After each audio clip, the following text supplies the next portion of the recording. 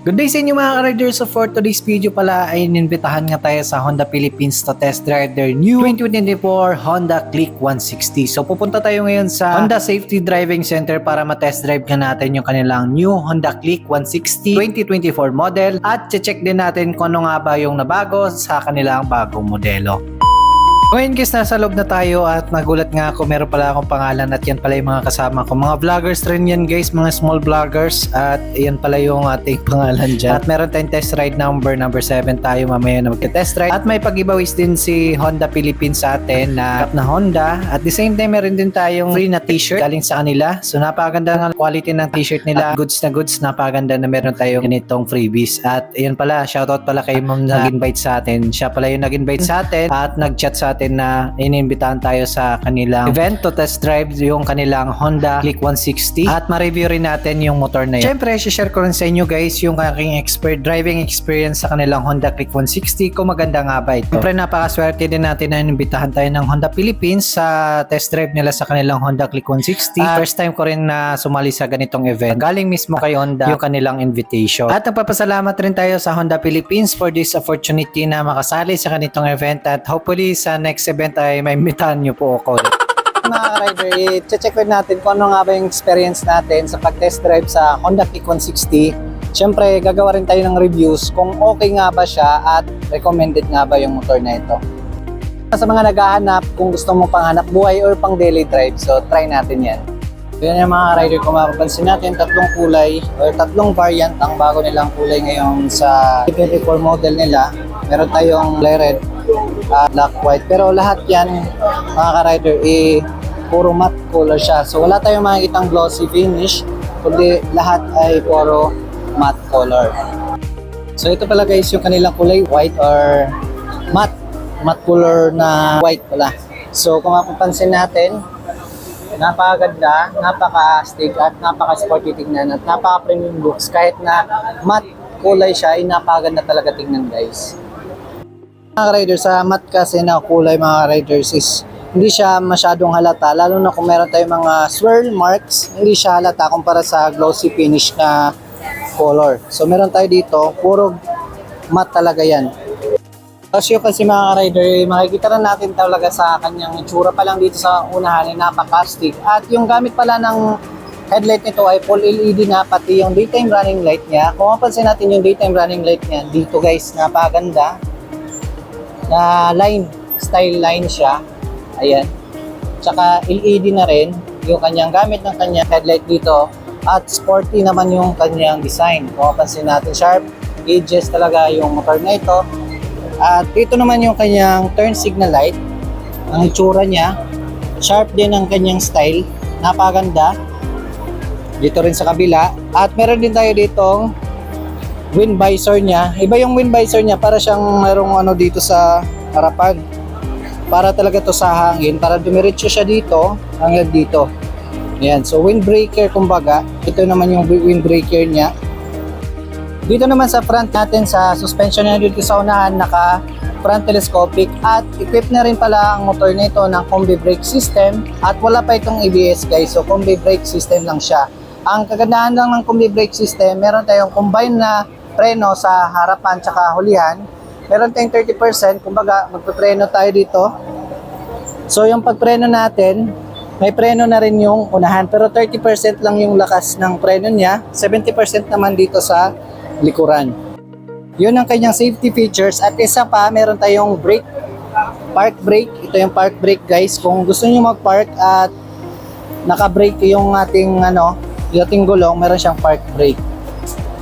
Siyempre sa braking system, sabi ko nga kanina, naka-combi brake at meron tayong round design disc brakes dito at may sukat naman ng gulong niya dito sa harapan na 180/14. At tubeless na rin yan guys. At kagandahan guys is iba yung kanyang kulay ng kanyang mugs. Kung mapansin natin, napaganda wavy design na mugs at syempre medyo gold na parang ash brown. Yun ang kulay ng kanyang dito sa harapan. Naman tayo guys sa kanyang likuran. LED na rin yung kanyang taillight. Maganda rin yung kanyang design. Sharp edges din siya.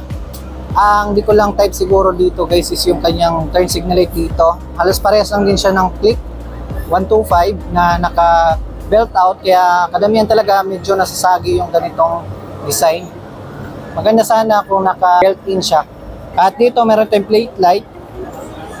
Sa suspension naman niya, meron tayong single shock absorber dito, unit swing naman ang gamit niya. At pagdating naman sa kanyang king system ay gumagamit pa rin ito ng mechanical leading trailing drum brakes pa rin.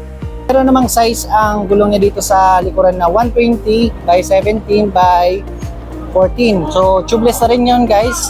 At meron din tayong sporty muffler na kalintulad sa PCX 160. Siyempre, equipped na rin ang motor nito ng ESP o Enhanced Smart Power para sa mas less rin sa fuel consumption.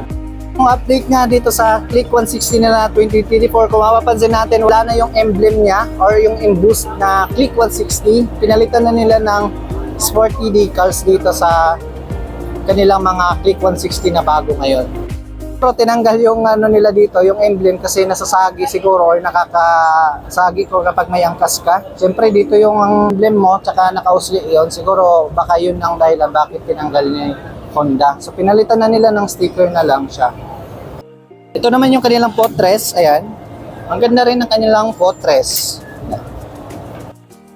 Yung motor na ito ay gumagamit na ng keyless. So wala tayong mabibiling hindi keyless. So lahat ng motor ng Click 160 sa 2024 ay gumagamit na ng keyless. At dito mo rin mabuksan ang iyong upuan. At di lang yan guys, meron na pala itong anti-theft alarm at meron na rin itong answer back key for the safety features ng motor na ito. Kaya di ka na mangangamba na mawawala or mananakaw yung motor na ito. Pagdating naman sa mga pindutan, syempre meron tayong electric start dito. Meron tayong engine kill switch dito sa kabila. Sa kabila naman meron tayong high and low, busina at saka turn signal light. At fully digital meter panel na rin pala yung motor nito. At marami ka na rin mga information na makikita tungkol sa iyong pagmamaneho. Pagdating naman dito sa ilalim ng kanyang upuan, meron tayong 18 liters na storage box dito or U-box at kasya dito yung half-face helmet. Napakaganda na merong ganyang kalaki at siguro kasyandahan talaga yung half-face helmet na maliit lang, hindi masyado kalakihan. At meron din tayo ditong lagay ng tools at meron pa rin itong 5.5 liters guys na fuel capacity at aabot naman ng kanyang fuel consumption sa 46.7 kilometers per liter, pero nakadepende pa rin yun guys sa road condition at sa bigat ng rider. Kaya okay na rin siya pang long drive. Maganda rin yung kanyang grab bar. Kung mapansin natin, napaka-bulky na ang grab bar niya. Pero napakaganda ng design guys. Yan. Yun yung grab bar niya. Ito naman yung kanyang upuan. Siyempre, komportable yung magsasakay dito dahil malambot rin naman ang kanyang upuan. Hindi naman siya matagtag. Ayan. Hindi siya bumpy. Ayan. Isa pa sa nagustuhan ko dito sa motor nito ay meron itong dedicated na USB port na 12 volts. So maganda ito kung lalo na kung gagamitin mo ito sa pang-deliver or gagamitin mo ito pang daily drive para hindi ka na malubatan. At kung gusto mo long drive, napakaganda na meron tayong USB charging port. Siyempre kung mamamalengke ka, meron tayong sabitan dito, hook. Ayan. Para sa mahilig mamalengke. Tapos meron tayong flat footboard dito sa kanyang harapan at dito rin nakalagay yung kanyang battery. Kung mapapansin natin dito sa harapan yung kanyang battery at meron din siyang rough texture dito para hindi siya madulas. Alam niyo ba guys na equip na rin pala ito ng ISS Blink Stop System. Kumbaga kung magpepreno tayo sa stoplight ay mga 3 seconds na naka-stop tayo ay biglang mamamatay yung ating motor para makatipid tayo sa fuel or sa gas consumption. At para naman sa engine specification ng motor nito, ang engine type para nito ay 4-stroke, 4-valve single overhead cam at liquid cooled at may pinapagana na rin ang kanyang fuel system ng ESP o Enhanced Smart Power at may engine displacement naman ito na 107cc at may bore and stroke naman na 60.0mm by 55.5mm at may compression ratio naman ito na 12.0:1 at umaabot naman ang kanyang maximum power sa 11.3 kW at 8,500 RPM at may maximum torque naman ito na 13.8 Nm at 7,000 RPM. Ang engine oil capacity naman ito ay 0.9 liters. At may transmission type naman na automatic V-belt. Siyempre pagdating naman sa forma ay napakaganda nga naman talaga ng Honda Click 160 dahil napakaganda, napaka-premium at sporty looks at aggressive looks rin ang motor na ito dahil sa kanyang split style LED at sa mga sharp edges. I-share ko naman sa inyo guys ang aking driving experience sa motor na ito. Disclaimer lang guys na base lamang ito sa aking experience sa pag-drive ng motor na ito. Pagdating sa kanyang riding position ay napakaganda, napaka-komportable nga naman talaga dahil napakalambot ng kanyang upuan. At the same time, hindi talaga mangangalay ang iyong kamay dahil sa kanyang handling position. Pagdating naman sa engine performance ay napakaganda talaga ng kanyang engine performance dahil napaka-responsive ng kanyang accelerator at kaya mo agad makukuha yung speed na gusto mo. At pagdating naman sa cornering ay napakaganda nga naman talaga ng torque ng motor na ito dahil madali lang din ito banking dahil sa malalapad na gulong nito. Pagdating naman sa mga bumpy road or yung matatagtag na daan, inapaganda rin naman talaga ng kanyang suspension dahil hindi siya masakit sa puwet dahil na lang siguro sa kanyang malambot na suspension at the same time yung kanyang malambot na upuan. Sa braking system naman ay napaganda rin ng braking system ng motor na ito na kahit wala pa itong ABS at CBS pa lang ang meron nito ay napaganda talaga ng kanyang braking system. Pagdating din sa mga ilaw nito ay hindi ka na rin makangamba sa dilim dahil napakalakas rin talaga ng kanyang headlight nito lalo na sa gabi. Pagdating naman sa looks at design ay hindi ka talaga malulugi dito dahil napakaganda nga naman talaga ng kanyang design at itsura na it looks premium at sporty tignan. Kaya may recommend ko talaga sa mga riders na mahilig sa comfort, fuel efficient at madali i-drive. Para naman sa presyo ng motor na ito, nagkakahalaga na lang naman ito ng 122,900 pesos. Kaya mga ka-rider, anong masasabi nyo sa video natin ngayon? Maaari kayo magkomento dyan sa baba kung ano nga ba yung opinion niyo sa motor na ito. Syempre, huwag nyo kalimutan mag-subscribe at paki-follow na rin ako sa aking Facebook page para lagi kayong updated sa ating mga bagong videos na ilalabas ko dito sa aking page at sa aking YouTube channel. Muli, maraming salamat sa inyong panonood at para sa susunod na video,